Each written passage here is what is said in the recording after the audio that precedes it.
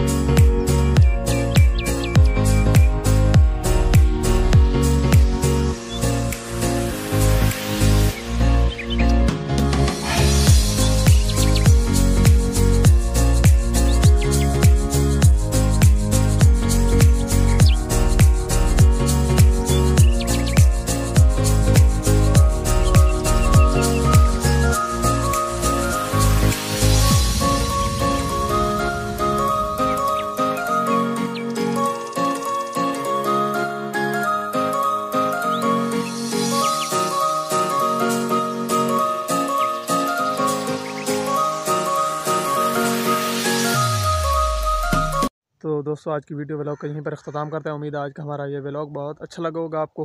हमारे चैनल खाना बरार खान को ज़रूर सब्सक्राइब करना है। तो मतलब कि आज ने आपने बारिश का माहौल तो देखा, अभी भी इधर बना खड़ा है, देख सकते हैं शबनम के कतरे।